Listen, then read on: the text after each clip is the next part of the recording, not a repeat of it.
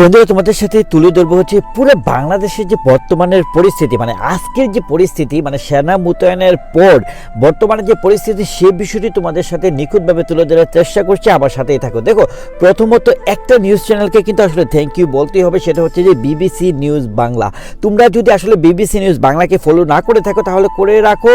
এই জন্য বলছি যে একমাত্র বিবিসি নিউজ বাংলাতেই কিন্তু বেশ কিছু আপডেট দিচ্ছে। এছাড়া অন্যান্য কোনো নিউজে কিন্তু আসলে কোনো কিছুই প্রকাশ করা হচ্ছে না কালকে রাত থেকে। দেখো, প্রথম কথা হচ্ছে যে আমি ঢাকা শহরের পরিস্থিতির কথাটা যদি বলি, সেটি বিবিসি নিউজ বাংলার থেকে যেটা আপডেট দিয়েছে সেটা তোমার সাথে শেয়ার করব। অন্যদিকে মোটামুটিভাবে আমার যে সকল ফ্রেন্ড সার্কেল আছে, আসলে চিটগংয়ের কথা বলো, কুমিল্লার কথা বলো বা রাজশাহীর কথা বলো, মানে বাংলাদেশের প্রেক্ষাপটে যেখানে যেখানে আমার ফ্রেন্ড সার্কেল আছে তাদের সাথে মানে মিনিমাম যে কথাবার্তা হচ্ছে সেখান থেকে যেটি বুঝে আমি পেয়েছি সেটা তোমাদের সাথে শেয়ার করছি। প্রথমত বাংলাদেশের একটি জায়গায় আসলে একটু আন্দোলনের প্রকাশ পেয়েছে, সেটা হচ্ছে যে রামপুরার পাশে খিলগাঁও রেলগেটের কাছে রাস্তার আটকে বিক্ষোভকারীদের এক জায়গায় জড়ো হয়ে থাকতে দেখেছে বিবিসির সংবাদদাতারা।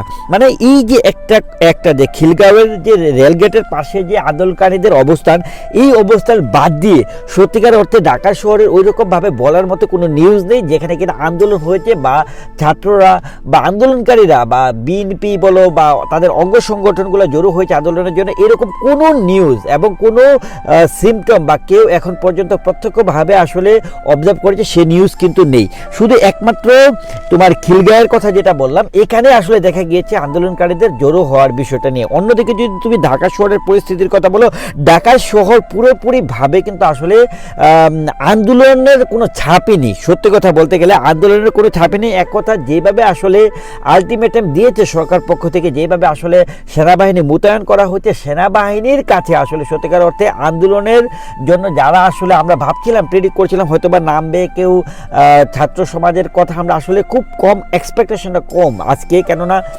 বাসা থেকে ছাত্রদেরকে এখন বেরোতে দিবে না তার ফ্যামিলি, খুব কম, মানে 5 to 10% হয়তো বা বেরোতে পারে। বাট ছাত্রদের পক্ষ হয়ে যারা কিনা ছাত্রদের পক্ষ হয়ে আসলে মাঠে নামার কথা, তাদের কাউকে আজকে কোথাও দেখা যাচ্ছে না।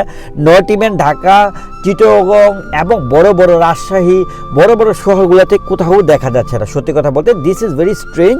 যেরকমভাবে আন্দোলনটি শুরু হয়েছিল, সেই ধারাটা আসলে সেনাবাহিনী মোতায়েনের পরে কিন্তু কারফিউ জারি করার পরে কিন্তু আসলে আমরা কোথাও দেখতে পাইনি। চিটগং কমপ্লিটলি মানে কাম অ্যান্ড কুল। সত্যি কথা বলতে গেলে চিটগংয়ে কোনো আন্দোলনের কোনো ছাপই নেই। এবং অন্যদিকে যদি তুমি বলতে যাও যে ছোটো ছোটো শহরগুলো যেখানে কিনা সেনা কর্মকর্তারা কিন্তু এখনও সেনা মোতায়েন কিন্তু ওইভাবে হয়নি, ওই শহরগুলোতেও কিন্তু আন্দোলন দেখা যাচ্ছে না। একটা বিষয় যে চিটগংয়ের মেজরিটি পর্ষণে যেটা দেখা যাচ্ছে যে সেনাবাহিনীর এখনও ওই রকমভাবে টহলই আসলে দেখা যায়নি।